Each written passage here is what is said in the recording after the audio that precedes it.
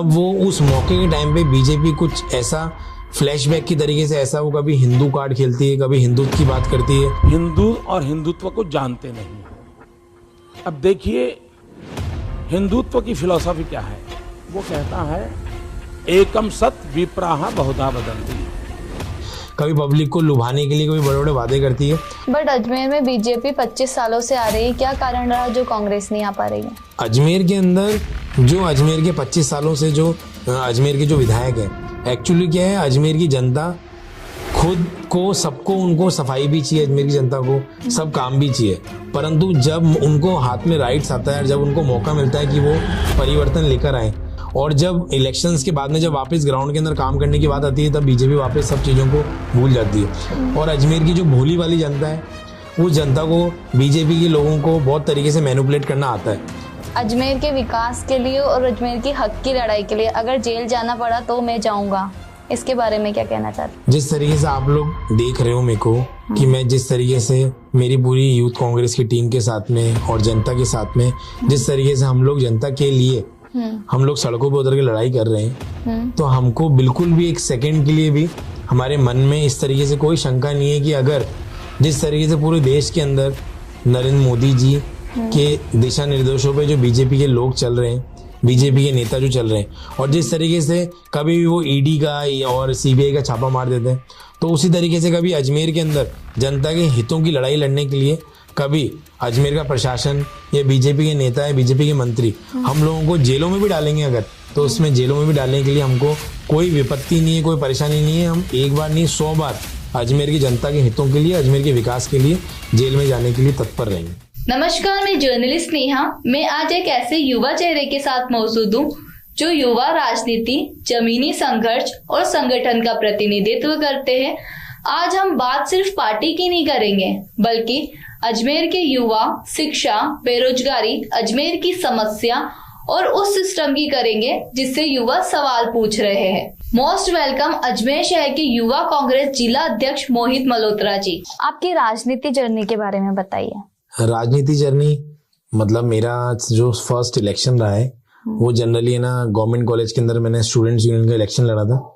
और जब इलेक्शन लड़ने के बारे में सोचा गया था, तब मेरे सिर्फ जो ग्रुप था, मेरे साथ के जो कलीग्स थे, उन लोगों ने मुझे फोर्स किया था कि मैं इलेक्शन में पार्ट लूं उसके अंदर। बट उससे पहले मेरा एज सच कोई विजन नहीं था पॉलिटिक्स में आने का। मेरी जो लाइफ थे, मेरे जो एम्स थे, गोल्स थे, वो आर्मी में जाने का था कि आर्मी में लेफ्टिनेंट बनना है और आगे बढ़ना है। बट जब है ना साथ में कलीग्स ने फोर्स करा और जो ग्रुप्स थे कॉलेज के अंदर, जो यूथ था, स्टूडेंट्स थे, उन लोगों का जैसे जैसे सपोर्ट मिल रहा था, साथ वालों ने फोकस करा कि नहीं नहीं एक बार आप लड़ो। तो एक बार जब सबसे पहले शुरुआत गवर्नमेंट कॉलेज जो नॉर्थ इंडिया का सबसे बड़ा कैंपस है, जहाँ अराउंड 12,000 बच्चे स्टूडेंट्स वहाँ पे पढ़ रहे हैं, तो उसी कॉलेज के अंदर सबसे पहले मेरी राजनीति की शुरुआत हुई थी। और जब मैं प्रेसिडेंट बन गया, प्रेसिडेंट बनने के बाद में जिस तरीके से मेरा वर्किंग स्टाइल था, जिस तरीके से बच्चों के साथ में मैं काम कर रहा था, बच्चों के हितों के लिए लड़ रहा था, तो उसके बाद में धीरे धीरे करके मन बनने लगा। और उस टेन्योर के खत्म होने से पहले पहले एक मन के अंदर और एक दिल के अंदर एक अलग से एक एनर्जी आने लगी कि अपन को यूथ के लिए, स्टूडेंट्स के लिए और आने वाले अजमेर के लिए कुछ करना है। उसके साथ ही जो है वो राजनीति करियर की शुरुआत हुई। आपने बीएससी के साथ इलेक्शन लड़े, तो आपकी पढ़ाई में कुछ इफेक्ट नहीं आया? नहीं, जब कॉलेज कर रहे थे, कॉलेज के टाइम में बस ऐसे स्टूडेंट्स लाइफ जो होती है, कॉलेज लाइफ, उसके अंदर बीएससी मैथमेटिक्स ली थी, साथ में प्रैक्टिकल्स भी रहते थे, कभी कॉलेज की क्लासेस भी होती थी, कभी ना कॉलेज के इलेक्शंस वाला टाइम भी रहता था। तो दोनों के साथ में मतलब मैं जनरली हमेशा से एक थोड़ा मतलब बिल्कुल ब्रिलियंट तो नहीं, पर हाँ एक अबव एवरेज स्टूडेंट रहे हैं हम लोग पढ़ाई के अंदर। क्या ठीक है, बस जब एग्जाम्स आए, जब प्रैक्टिकल्स आए, तब अच्छे से पढ़ाई कर ली, एग्जाम्स दे दिए। बट ये उसके साथ साथ में, और जब मैंने इलेक्शन फाइट करा था तब जनरली मेरी ग्रेजुएशन कंप्लीट हो गई थी। बस लास्ट ग्रेजुएशन कंप्लीट होने के बाद में जो नेक्स्ट पीजी का जो फर्स्ट ईयर था, उसके अंदर मैंने मेरा इलेक्शन फाइट किया था। आपका सबसे ज्यादा प्राउड मोमेंट कौन सा रहा? मतलब लाइफ का या फिर जब से मैं पॉलिटिक्स में? पॉलिटिक्स के अंदर सबसे अच्छा प्राउड मोमेंट तब रहा जब मैं सबसे पहले गवर्नमेंट कॉलेज का जो मेरा पहला इलेक्शन था, वो इलेक्शन जब मैं जीता। जीतने के जब मैं इलेक्शन से एक अंदर जब इलेक्शंस आपके हो जाते हैं, उस टाइम पे तो आप मेहनत कर रहे होते हो, बच्चों से मिल रहे होते हो, वोटिंग भी हो जाती है, और अब ये टाइम आ चुका है कि इलेक्शंस के रिजल्ट की नेक्स्ट डे काउंटिंग होती है, बट जब मैंने इलेक्शन लड़ा था 2012 के अंदर, उस टाइम पे जनरली रिजल्ट के 2 से 3 आवर्स का गैप आता था, उसके जस्ट बाद में ना काउंटिंग के लिए वापस बुला लिया जाता था और काउंटिंग स्टार्ट हो जाती थी। तो जो मेरा लाइफ का सबसे अच्छा मोमेंट जो रहा है वो जो मैंने मेरी लाइफ का जो पहला इलेक्शन लड़ा था स्टूडेंट यूनियन का गवर्नमेंट कॉलेज का, और वो जब मैं इलेक्शन जीता और जीतने के बाद जब मैं बाहर आया, तो बाहर आने के बाद में जो मोमेंट्स था कि बाहर पूरे कॉलेज के बाहर, केसरगंज गवर्नमेंट कॉलेज के बाहर पूरी पब्लिक इकट्ठी हो रखी है, पूरा यूथ इकट्ठा हो रखा है, और वो सब लोग मतलब मुझे सिर्फ टच करने के लिए, मुझे लोगों ने बिल्कुल गोदी में कंधे में चढ़ा रखा है और मुझे टच करने के लिए सब अपने हाथ आगे दे रहे हैं और मैं मेरे हाथों से सबको टच कर रहा हूँ। तो वो एक सबसे अच्छा प्रीशियस और मतलब मेमोरेबल मोमेंट है लाइफ का, जो अब लाइफ में क्या अपॉर्चुनिटी आगे लाइफ में रहती है और वापस वो मोमेंट कब आता है वो भगवान को पता होगा, बाकी वो मेरी लाइफ का सबसे अच्छा मोमेंट है। अजमेर के जिला अध्यक्ष मोहित मल्होत्रा प्रदेश में अव्वल, कैसा फील हो रहा था उस टाइम? बिल्कुल डेफिनेटली, जब ये मैंने न्यूज सुनी और जब मैंने नोटिफिकेशन आया और ये देखा, तब एक खुद बहुत अच्छा मोमेंट था। जब मैंने ये यूथ कांग्रेस का इलेक्शन लड़ा था और यूथ कांग्रेस के अंदर यूथ के लिए, अजमेर की युवाओं के लिए काम करने लगा मैं, और मैंने पूरे राजस्थान के अंदर, जब मुझे पता लगा कि मैंने पूरे राजस्थान के अंदर सभी प्रदेश के पदाधिकारी और सभी जितने भी राजस्थान के अंदर जिलाध्यक्ष हैं उन जिलाध्यक्षों के ऊपर टॉप करा है, तो वो सिर्फ मैंने अजमेर के अंदर जो मेरी पूरी यूथ कांग्रेस की कमेटी थी, टीम थी, उनका मुझे सपोर्ट मिला, उनका साथ मिला, अजमेर की पब्लिक का सपोर्ट मिला, और अजमेर के अंदर ग्राउंड स्तर पे मैं जो अजमेर के लोगों के लिए, जनता के लिए जो काम कर रहा था, और संगठन के जितने भी काम हमको ऊपर से मिलते थे, प्रोग्राम जो होते थे, पॉलिटिकल प्रोग्राम्स भी होते थे, सोशल प्रोग्राम्स भी होते थे, उन सोशल प्रोग्राम्स को और पॉलिटिकल प्रोग्राम को जितना सीरियसली मैंने लिया, उन सीरियसनेस को देखते हुए, और जो हमारा एक एप्लीकेशन बना हुआ था जिसके ऊपर सारे प्रोग्राम्स हमारे अपलोड होते थे, उन प्रोग्राम्स की जो मार्किंग है वो हमारा दिल्ली जो यूथ कांग्रेस है वहां की तरफ से बिल्कुल फेयर तरीके से हो रहा था। तो वहां पे जब ये पता लगा कि भाई मेरा मार्किंग बहुत अच्छी आई है, करीब अबव 2000 मार्क्स मैंने गेन करे, तो एक बहुत अच्छा मूवमेंट था। और ये इसका जो श्रेय है वो मैं अजमेर की जो मेरी यूथ कांग्रेस की पूरी कमेटी की टीम है, जो मेरी यूथ कांग्रेस के जो मेरे साथी हैं, बड़े भाई, मेरे साथीगण, मेरे छोटे भाई, उन सबको भी देना चाहूंगा, क्योंकि उन सबके साथ से ही मुझे सपोर्ट भी मिला और ये हिम्मत भी मिली कि मैं अजमेर में बहुत अच्छे से काम कर पाया। मैंने आपका इंस्टाग्राम पेज देखा जहां पर आप अजमेर की सड़कों की दयनीय स्थिति के बारे में बात कर रहे हैं। ब्यावर रोड में पूरी की पूरी सड़कें खराब है, उसके बारे में आप क्या कहना चाहेंगे? अजमेर के अंदर हमने सिर्फ एक ब्यावर रोड ही नहीं, पूरे अजमेर शहर के अंदर, और जब से मैं यूथ कांग्रेस का डिस्ट्रिक्ट प्रेसिडेंट बना हूं तब से हमने और भी बहुत सारे मुद्दे हमने उठाए हैं अजमेर को लेकर, अजमेर के विकास को लेके, शहर की जनता को लेके। तो उन सभी मुद्दों को लेके एक सबसे अहम मुद्दा था अजमेर की सड़कों का, जिसको लेके हम लोगों ने बहुत मजबूती से लड़ाई भी लड़ी है। और ब्यावर रोड वाला मुद्दा हमने इसलिए मेन उठाया था कि माटरवेज से लेके और दोराई, जो सरस डेयरी के आगे जो दोराई फाटक है वहां तक का जो पूरा रोड है वो 1 किलोमीटर भी आप नहीं चलोगे और उसके बाद वहां बड़े बड़े गड्ढे वहां पे दिख रहे हैं रोडों के ऊपर। और सबसे कम से कम 1.5-2 सालों से, जब से मैं प्रेसिडेंट बना उससे भी पहले से, जो अजमेर HMT के पास वाला जो रोड था वो बहुत बुरी उसकी दयनीय स्थिति हो रखी थी। और अजमेर के मेन रोड से चाहे रोडवेज की बस हो, चाहे प्राइवेट गाड़ियां हो, चाहे वहां के लोकल लोगों का आना जाना हो, मतलब हर दिन लाखों गाड़ियां वहां से आना जाना वहां से हो रहा है और वहां की सड़कों की बहुत बुरी स्थिति थी। तो वही आवाज हमने अजमेर के अंदर PWD विभाग के सामने उठाई थी, धरने प्रदर्शन भी करे हमने, कार्यालयों पे, चैम्बरों पे ताला भी लगाया, और उसके बाद में फिर हम अंत में हमको जीत भी मिली जब हम वहां पे वापस से, जो वहां पे हमको आश्वासन दिया था उस आश्वासन की डेट पे जब हम लोग वापस वहां पे गए, वहां के जो मुख्य अभियंता थे उनसे मिले,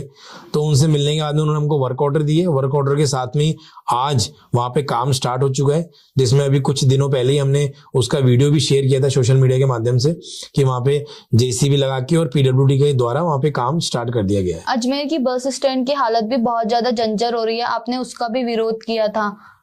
अजमेर के अंदर बस स्टैंड को लेके जो हमारे अजमेर के जो विधायक हैं माननीय वासुदेव देवनानी जी, उन्होंने भी वहां का भ्रमण भी करा और रोडवेज के बड़े बड़े अधिकारियों के साथ में, इनफैक्ट कलेक्टर साहब के साथ में भी वहां पे पूरा विजिट भी करा था। बट आज उस विजिट करेगा वो भी 6 महीने से भी ज्यादा हो चुके हैं। और एक टाइम था जब ये घोषणा भी हो गई थी कि अजमेर के अंदर अजमेर का बस स्टैंड के लिए बजट भी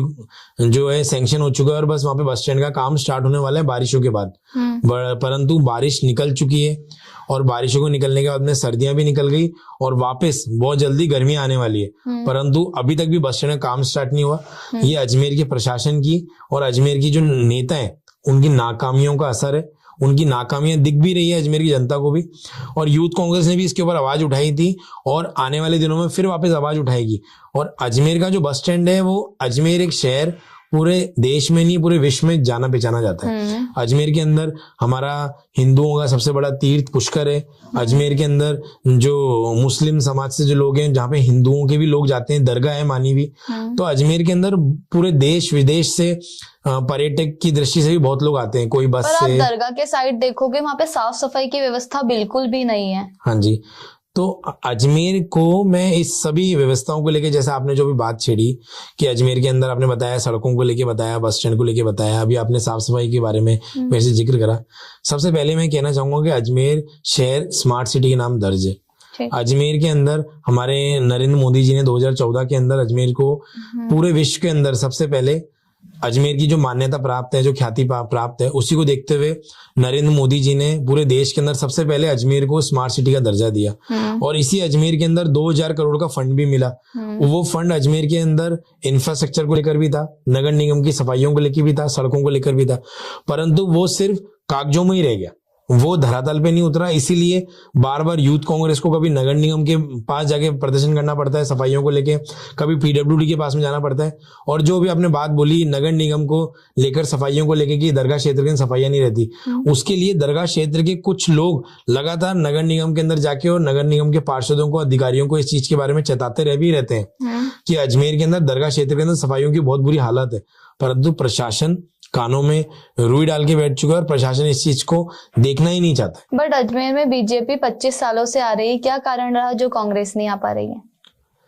अजमेर के अंदर जो अजमेर के 25 सालों से जो अजमेर के जो विधायक हैं, एक्चुअली क्या है, अजमेर की जनता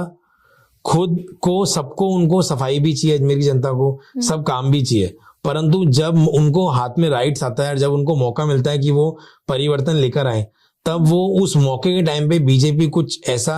फ्लैशबैक की तरीके से, ऐसा वो कभी हिंदू कार्ड खेलती है, कभी हिंदुत्व की बात करती है, कभी पब्लिक को लुभाने के लिए कभी बड़े बड़े वादे करती है, और जब इलेक्शंस के बाद में जब वापस ग्राउंड के अंदर काम करने की बात आती है, तब बीजेपी वापस सब चीजों को भूल जाती है। और अजमेर की जो भोली वाली जनता है, उस जनता को बीजेपी के लोगों को बहुत तरीके से मैनिपुलेट करना आता है। इसी कारण से इलेक्शंस के जो आखिरी के 4-6 महीने होता है, उस टाइम पे अजमेर की जनता को बीजेपी के जो लीडर्स हैं वो मैनिपुलेट कर देते हैं, और वापस से अजमेर की जनता उन्हीं के, अजमेर के जो पुराने लोग हैं उन्हीं की बातों में आके वापस से उन्हीं को जिता देते हैं। परंतु अब आने वाले दिनों के अंदर अब जनता जान चुकी है, पहचान चुकी है, और आने वाले दिनों के अंदर अब जो 2028 के चुनाव आएंगे उसके अंदर डेफिनेटली परिवर्तन आएगा, और वो परिवर्तन आने वाले दिनों के अंदर मीडिया को भी और जनता को भी दिखेगा। अजमेर में विपक्ष पावरफुल है?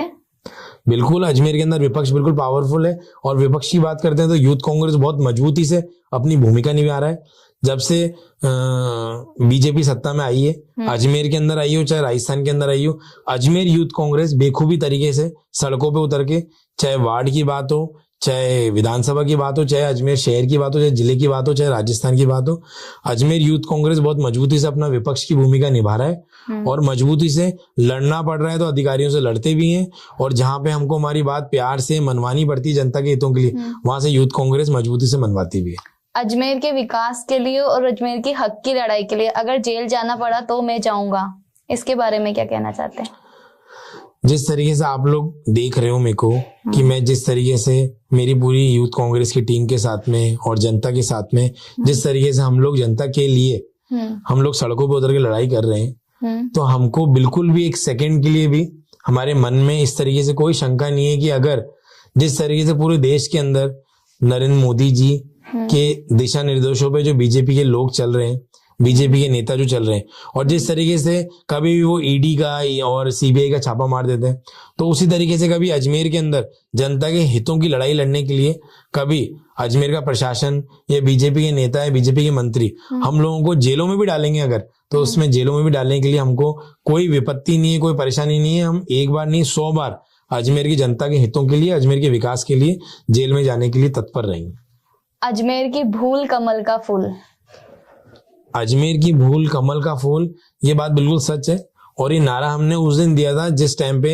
दिया कुमारी जी ने अजमेर के अंदर कहीं पे किसी प्रोग्राम के अंदर उन्होंने ये बात बोली थी कि है ना, अजमेर शहर का विकास पिछले कांग्रेस कार्यकाल के मुकाबले काफी अच्छा अजमेर शहर का विकास हो रहा है और अजमेर की सभी सड़कें पूर्णतः तरीके से बन चुकी है, जिसका हमने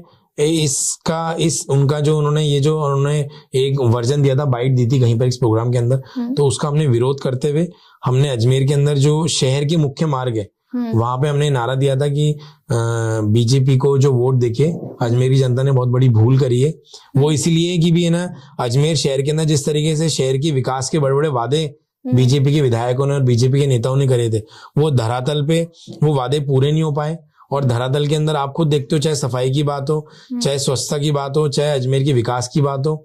चाहे शहर की सड़कों की बात हो, सभी जगहों पे कोई ना कोई कमियां रहती है। तो उसी कारण ये नारा हमने अजमेर की जनता के लिए और बीजेपी के लिए नारा हमने दिया था, वोट चोर गद्दी चोर। वोट चोर गद्दी चोर की जो बात हमारे नेता, आज मेरे खुद के भी नेता है राहुल गांधी जी, उन्होंने जो ये बात कही है कि वोट चोर गद्दी चोर, उसमें बिल्कुल भी कोई गलत बात नहीं है। जिस तरीके से देश के अंदर आपने देखा होगा लास्ट जो इलेक्शंस हुए हैं, हरियाणा का इलेक्शन हुआ, कर्नाटका का इलेक्शन हुआ, महाराष्ट्र का इलेक्शन हुआ, और जिस तरीके से भी रिसेंटली बिहार के इलेक्शंस हुए, जब आज अपन भी यूथ हैं, आज अपन भी अपने साथ में यूथ के बीच में बैठते हैं, और जब कहीं बीच में बैठे हुए हैं और अपने आसपास के 10, 20, 50 लोगों में सब लोग ही जब अगर ये बात कर रहे हैं कि हाँ भाई यार इस बार अपन कांग्रेस को वोट देंगे, इस बार परिवर्तन लेके आना है, और उसके बाद में पता लगता है जब इलेक्शंस का रिजल्ट आ रहा है तब परिवर्तन ही नहीं आ रहा और डबल वोटों से बीजेपी जीत रही है, तो डेफिनेटली ये चीज है ना बिल्कुल निष्पक्षता तरीके से ग्राउंड में धांधली है, मतलब बिल्कुल ये बात बिल्कुल सत्य है कि चाहे ईवी में हो, चाहे जिस तरीके से भी राहुल गांधी जी ने खुलासा भी करा है कि जिस तरीके से बहुत सारे वोटर आईडी कार्ड हैं जो एक ही वोटर के 15-15, 20-20 उसके वोटर के मतलब अधिकार जो है वो बने हुए हैं अलग अलग विधानसभाओं के अंदर। जिस तरीके से भी आपने देखा कि स्पेन की कोई बहुत बड़ी मॉडल है जिसकी फोटो वोटर लिस्ट के अंदर मिली है, कम से कम भी 200, 300 जगहों पे उसकी फोटो दिखी है। तो जिस तरीके से वोट चोर गद्दी चोर का जो नारा है ये बिल्कुल भी गलत नहीं है, चाहे ईवीएम में धांधली हो, चाहे डबल ट्रिपल वोटर का अधिकार का वोटर लिस्ट के अंदर नाम अंकित हो, तो ये दोनों ही चीजें हैं। और इस तरीके से और भी बहुत सारी चीजें जिसके अंदर बीजेपी ने कहीं ना कहीं धांधली करी हुई है, जिस कारण जब उनको जिस जगह पे उनको इलेक्शन जीतना होता है वहां पर वो इलेक्शन जीत के रहते हैं, और जिस जगह पे उनको लगता है कि यहाँ पे बहुत छोटा इलेक्शन है, यहाँ से इस जगह के इलेक्शन से हमको कोई फायदा नहीं है, वहां बीजेपी अपना इन्वॉल्वमेंट नहीं रखती है। अगर कांग्रेस पावर में आएगी तो सबसे पहले क्या करेगी? अगर कांग्रेस पावर में आएगी तो जिस तरीके से राहुल गांधी जी ने जो संदेश दे रखा है कि देश के अंदर आज राहुल गांधी जी युवाओं के लिए बात करते हैं, किसानों के लिए बात करते हैं, गरीबों के लिए बात करते हैं और बेरोजगारों के लिए जो बात करते हैं, उन्हीं बातों को लेके अगर कांग्रेस सरकार देश के अंदर सत्ता में आएगी तो डेफिनेटली राहुल गांधी जी ने जो बातें कही है उसमें अमल भी होगी, क्योंकि जिन भी स्टेट्स के अंदर राहुल गांधी जी ने जो घोषणाएं करी है और उन स्टेट्स के अंदर जब कांग्रेस की गवर्नमेंट आई है तो वहां पर राहुल गांधी जी ने बेखूबी तरीके से जो वादे करे उनको पूरा करे, चाहे किसानों का कर्ज माफ करना हो, चाहे युवाओं को नौकरी देने की बात हो, उन सभी मुद्दों पे राहुल गांधी जी ने डेफिनेटली ग्राउंड पे उतर के और उसको पूरा करा है। कांग्रेस सोशल मीडिया पे जितनी मजबूत दिखती है वो जमीनी स्तर पे भी इतनी मजबूत है? कांग्रेस सोशल मीडिया पे जितना मजबूत दिखती है उससे 10 गुना ज्यादा जमीनी स्तर पे कांग्रेस मजबूत है। जितनी जमीनी स्तर पे मजबूत है कांग्रेस उतनी सोशल मीडिया पे डेफिनेटली पब्लिक को नहीं दिख पा रही होगी, क्योंकि जो बीजेपी का जो व्हाट्सएप का जो तंत्र है, बीजेपी का जो सोशल मीडिया का स्ट्रक्चर है, बीजेपी आज सत्ता में रहते हुए जिस तरीके से मीडिया ने को पूरा मैनेज कर रखा है बीजेपी ने, जिस तरीके से जो बीजेपी का एक व्हाट्सएप गवर्नमेंट बनी हुई है, एक व्हाट्सएप कल्चर बना हुआ है, एक व्हाट्सएप स्कूल चल रहा है, उतना स्ट्रॉन्ग कांग्रेस का सोशल मीडिया के ऊपर कांग्रेस वर्क नहीं करती है, उतना ही स्ट्रांगली कांग्रेस ग्राउंड स्तर पे वर्क करती है और धरातल पे रहते हुए कांग्रेस जमीनी स्तर पे उतर के युवाओं के लिए, किसानों के लिए और महिलाओं के लिए बात करती है। अजमेर में बेरोजगारी का मुद्दा बहुत बड़ा है, जैसे कि बहुत सारे युवाओं को अपनी पढ़ाई कंप्लीट करते हैं और वो बाहर जाते हैं, जयपुर या दिल्ली जाते हैं, तो बेरोजगारी के मुद्दे पर अजमेर को कैसे विकसित कर सकते हैं अपन? बेरोजगारी के मुद्दों के अंदर ना सबसे पहली जो बात आती है ना अजमेर की यूथ की, आज मैं खुद भी यूथ हूँ और मैं कहना चाहूंगा कि यूथ को सिर्फ एक प्लेटफॉर्म चाहिए।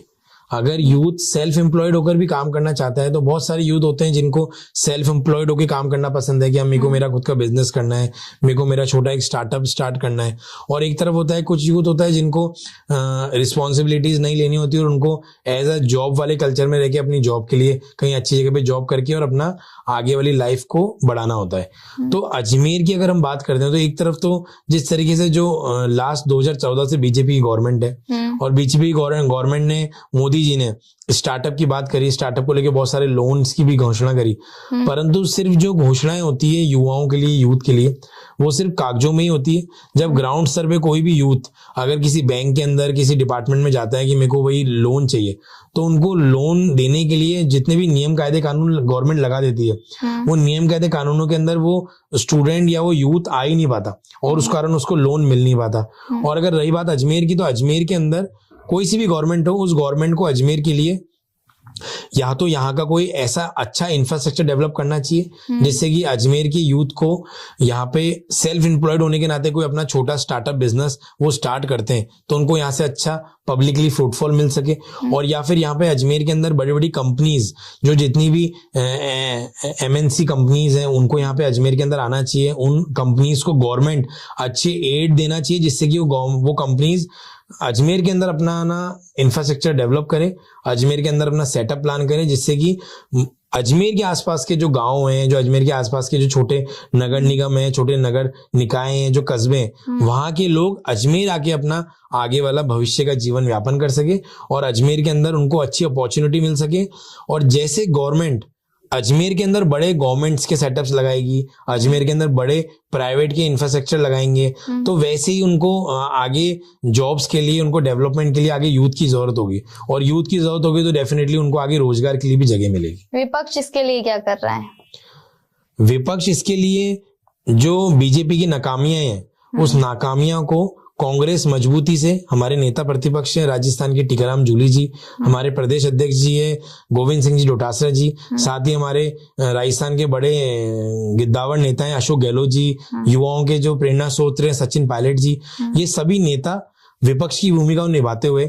और जो बीजेपी की जो नाकामियां हैं, जो बीजेपी के बड़े बड़े वादे रहते हैं युवाओं के लिए, महिलाओं के लिए, उन वादों पे जो बीजेपी की जो विफलताएं हैं, उन विफलताओं को दिखाते हुए कांग्रेस मजबूती से विपक्ष की भूमिका निभाते हुए जनता के बीच में उन सभी मुद्दों को लेके आती है और साथ ही ये वादे भी करती है कि आने वाले दिनों में जब भी कांग्रेस सत्ता में आएगी तो वो सभी नाकामियों को कांग्रेस ही मजबूती से युवाओं के हितों के अंदर आके पूरा करेगी। अगर आपको अजमेर का MP या MLA बनाया जाता है तो सबसे पहले आप क्या चेंजेस करेंगे अजमेर में? ये MP MLA वाली बात तो खैर भगवान ने, ऊपर वाले ने क्या लिखा हुआ है किस्मत में तो ऊपर वाला ही जानता है, बट हाँ कभी ऊपर वाले ने कभी किस्मत में अच्छा लिखा और अजमेर के लिए कभी कुछ करने का मौका मिला तो मैं यही कहना चाहूंगा कि मैं सबसे पहले अजमेर के लिए, अजमेर का जो इंफ्रास्ट्रक्चर है, अजमेर के शहर की जो सुंदरता है, जिस तरीके से पूरे देश विदेश के अंदर अजमेर की जो पहचान है वो एक अजमेर स्मार्ट सिटी और एक पर्यटक की दृष्टि से जाना चाहता है, तो सबसे पहले मैं वो जो एक अजमेर की जनता के लिए, अजमेर से आने वाले लोगों के लिए जो एक अजमेर का विजन है, उस विजन को सुधारना चाहूंगा जिससे कि अजमेर के चारों ही तरफ, अजमेर के अंदर जब कोई लोग अजमेर के अंदर घुसे, अजमेर शहर को देखें तो सबसे पहले उनको देखने के बाद में ही उनके मन के अंदर, उनके दिलों के अंदर इतनी प्रसन्नता आनी चाहिए अजमेर को देख के कि यार कितना सुंदर शहर है। तो सबसे पहले मैं, अगर भगवान ने मुझे मौका दिया, अजमेर की जनता ने मौका दिया, तो सबसे पहले मैं अजमेर के विकास के लिए, अजमेर के इंफ्रास्ट्रक्चर के लिए और शहर की जनता के लिए ये काम करना चाहूंगा। अगर आपके पास कोई 18 साल का युवा है और वो फर्स्ट वोट डालने जा रहा है तो आपकी सलाह उसके लिए क्या होगी? जैसे आज मैं खुद, जब मेरे आसपास के मेरे मित्रगण, मेरे छोटे भाई बहन जब वो 18 साल के होते हैं तो मेरी उनको यही राय रहती है कि आप खुद जो बहती हुई नदी होती है, बहती हुई हवा होती है, उसके साथ नहीं बहें। आप खुद अपने आंख, नाक, मुंह, कान सब तरफ से, चारों तरफ में देख के, सोच के, समझ के, हर पार्टीज के, जैसे आज बड़ी बड़ी देखा जाए तो बीजेपी और कांग्रेस दो बड़ी पार्टीज हैं राजस्थान के अंदर, तो वो दोनों ही पार्टीज के पॉजिटिव नेगेटिव दोनों देखकर, समझ के और फिर उनको अपना वोट कास्ट करना चाहिए। बीजेपी का कोई मजबूत नेता? बीजेपी का कोई नेता अजमेर के अंदर तो मेरे को बीजेपी का कोई नेता नजर नहीं आता। उसका मेन कारण ये भी है कि जो नेता होता है वो नेता किसके लिए होता है, वो जनता के लिए होता है, वो जनता के विकास के लिए होता है, शहर के विकास के लिए होता है, और जनता ही उसको नेता मानती है और नेता चुनती है। परंतु अजमेर के अंदर जो बीजेपी के जो नेता है वो जनता के लिए कुछ नहीं कर रहे, सिर्फ कागजी कार्रवाई पे, सिर्फ घोषणाओं पे वो बिल्कुल अमल करते हैं मीडिया के सामने आके। परंतु जब ग्राउंड स्तर पे जनता के हितों की जब बात होती है, जैसे आज अजमेर के अंदर बात करते हैं, तो अजमेर के विकास के लिए नगर निगम, तो नगर निगम की पूरी विफलता है। शहर के अंदर जगह जगह आप जाके देखो, सब जगह गंदगी पड़ी हुई है। एक तरफ अजमेर की जो सुंदरता का जो मेन कारण है वो आना सागर है। आना सागर की हालत आप देख चुके हो। बीजेपी ने इतने बड़े बड़े गंगा संरक्षण प्लान लेकर आई, परंतु उसमें विफल रही। सिर्फ फोटो सेशन कराया, सेल्फियां बनाई आना सागर के अंदर जाके, और वापस आज आना सागर की हालत आप सामने सबके आपके। तो उसी तरीके से अजमेर के अंदर जो नेता की बात करें तो बीजेपी का ऐसा कोई नेता है नहीं जो अजमेर के विकास की बात कर सके।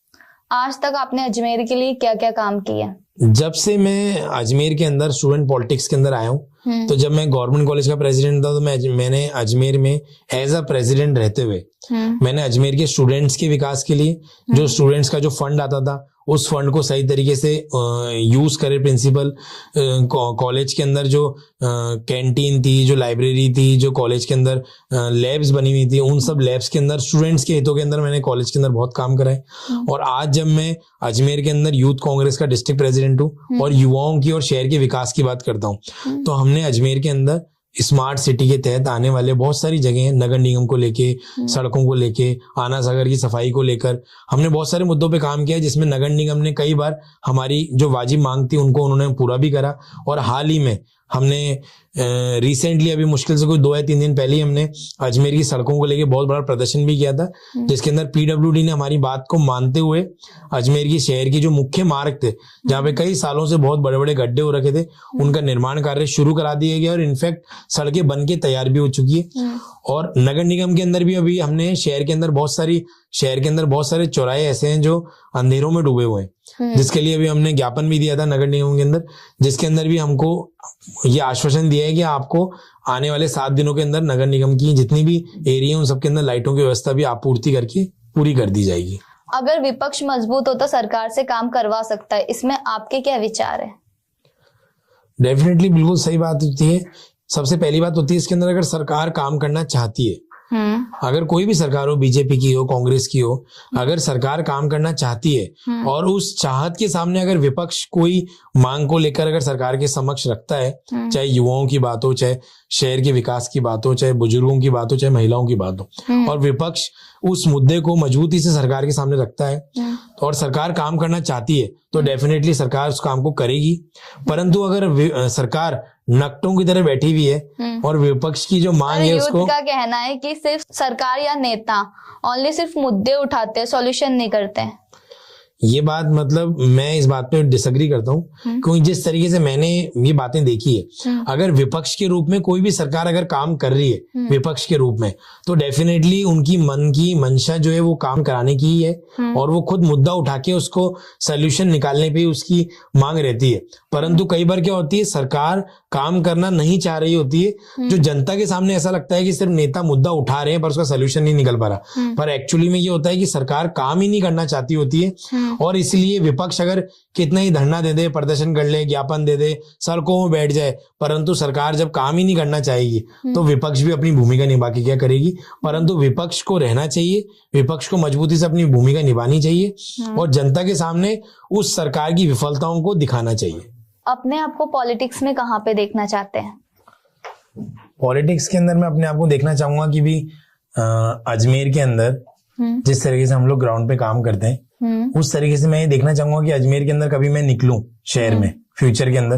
तो जनता के लिए मैं इतना काम कर चुका हूं कि अजमेर की जनता के अंदर हर गली मोहल्ले में अंदर हर आदमी चाहे कि हमको हमारा नेता मोहित मल्होत्रा जैसा चाहिए। अच्छा, कॉलेज इलेक्शन बंद हो गए, उसमें आपकी क्या राय, वापस से होना चाहिए?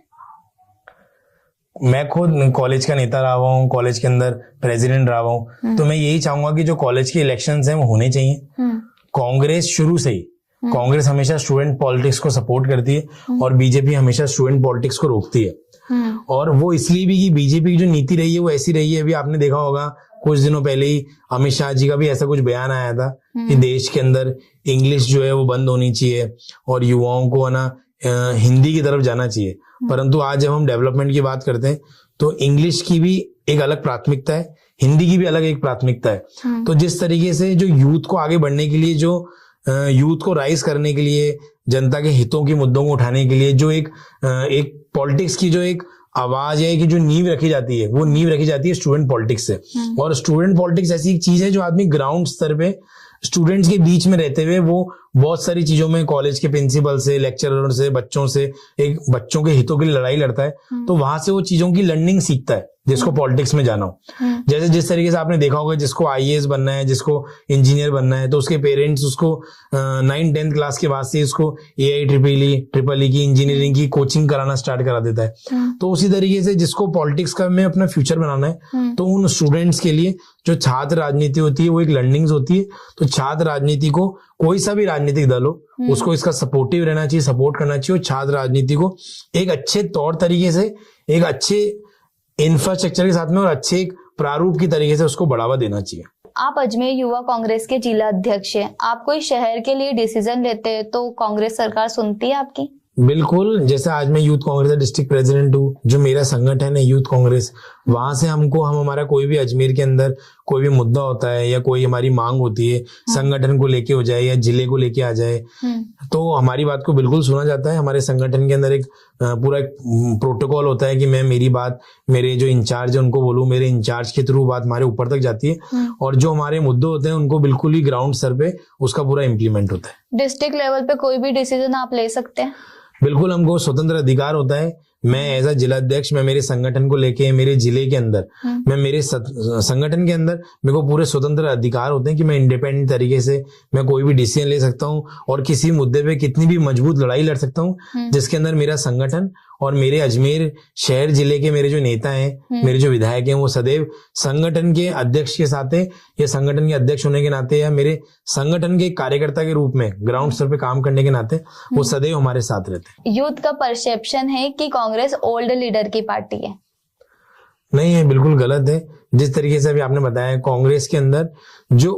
ओल्ड लीडर्स हैं, जो वो गिद्दावर नेता होते हैं, उनकी जो नीतियां होती है वो भी कहीं ना कहीं बहुत मजबूत होती है। और जो यंग लीडर्स होते हैं, उन यंग लीडर्स की भी जो नीतियां होती है वो बहुत मजबूत होती है। और कांग्रेस जो है वो बिल्कुल यूथ की पार्टी है। जिस तरीके से आपने देखा होगा, हमारे यूथ के जो हमारे यूथ कांग्रेस के जो प्रदेश अध्यक्ष हैं, अभिमन्यु पुनिया जी हो गए, हमारे प्रदेश के जो यशवीर सूरा जी, सुरेंद्र मून जी, और ज्यादा बड़ी बात मैं क्या करता हूँ, राजस्थान के अंदर NSUI और यूथ से बहुत बड़े बड़े नेता हैं, मुकेश भाकर जी, रामनिवास गावड़िया जी, जो कि राजस्थान के बहुत बड़े नाम है और वो सब NSUI और यूथ कांग्रेस से निकले हुए। और अजमेर के अंदर देखा जाए तो अजमेर जिले के अंदर हमारे विकास चौधरी जी जो MLA हैं किशनगढ़ के, वो खुद एक यूथ है। तो कांग्रेस ही एक ऐसी पार्टी है जो यूथ को हमेशा सपोर्ट करती है। अजमेर शहर जिले के अंदर आपने देखा होगा, आज मैं खुद यूथ कांग्रेस का जिला अध्यक्ष हूँ, आज मुझे पूरा कांग्रेस की तरफ से पूरा सपोर्ट मिलता है। अजमेर जिले के अंदर शिव प्रकाश गुर्जर जी हैं जो NSUI से निकले हुए हैं, यूथ कांग्रेस से निकले हुए हैं और आज उनको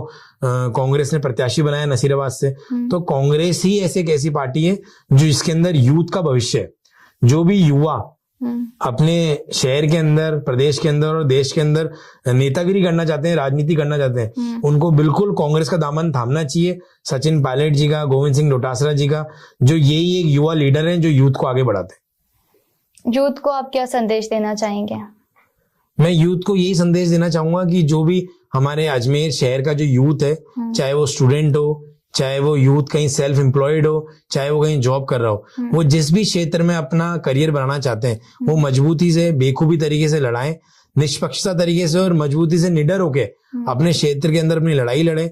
जो पढ़ाई के क्षेत्र में वो पढ़ाई करके अपनी लड़ाई लड़े, जो सेल्फ एम्प्लॉयड है, जो व्यापार के क्षेत्र में अपना छोटा स्टार्टअप करके अपना बिजनेस कर रहे हैं, वो अपने क्षेत्र के अंदर मजबूती से अपना काम करे। और जो सरकारी नौकरी की तैयारी कर रहे हैं या फिर जो सरकारी नौकरी कर रहे हैं, वो अपने उस क्षेत्र के अंदर अपनी तैयारी करें। और जो युवा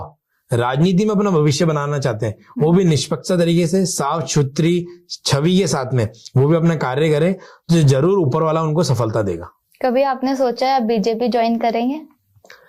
फिलहाल मेरे मन में कभी ऐसा कोई ख्याल किसी भी तरीके से दूर दूर तक नहीं है। मैं जिस संगठन से जुड़ा हुआ हूँ, उस संगठन में मजबूती से और बहुत सच्चे मन से उस संगठन से जुड़ा हुआ हूँ। और हमारे नेता राहुल गांधी जी हैं। कभी आपको कुछ अच्छा ऑफर आया बीजेपी से?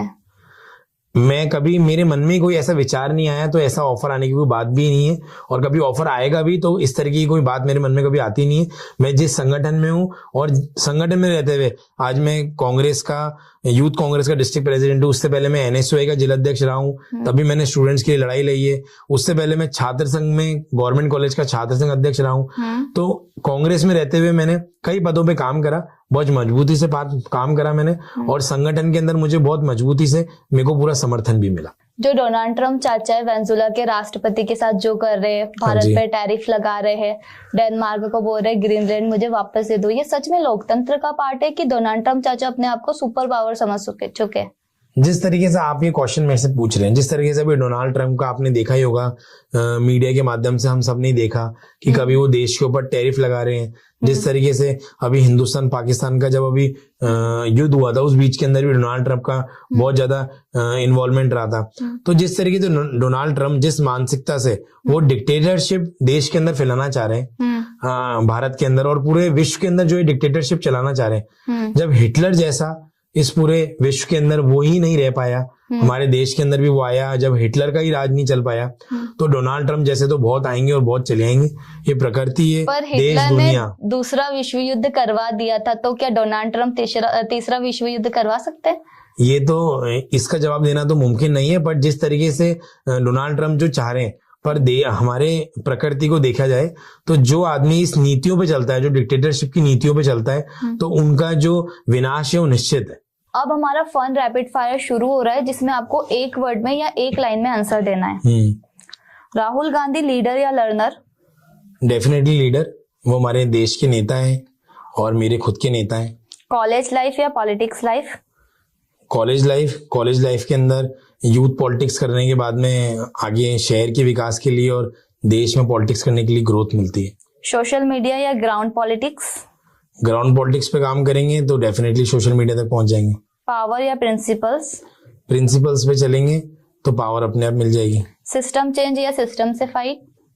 सिस्टम से फाइट करेंगे तो सिस्टम अपने आप चेंज हो जाएगा। संगठन या चुनाव? संगठन में काम करेंगे तो चुनाव तक पहुंच जाएंगे। अजमेर की राजनीति करना पसंद करेंगे या अपने देश के? अजमेर में राजनीति करेंगे तो देश में अपने आप जगह मिलती रहेगी। सचिन पायलट या योगी आदित्यनाथ? डेफिनेटली सचिन पायलट। पावर में आने के बाद सबसे पहले यूथ के लिए क्या करेंगे?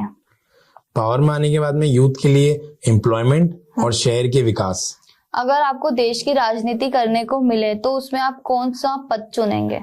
जहां पर जनता पहुंचाए। Thank you so much. आप अजमेर के लिए बहुत अच्छा काम कर रहे हैं, ऐसे ही आप काम करते रहे और अजमेर के विकास में अपना योगदान देते रहे। Thank you so much.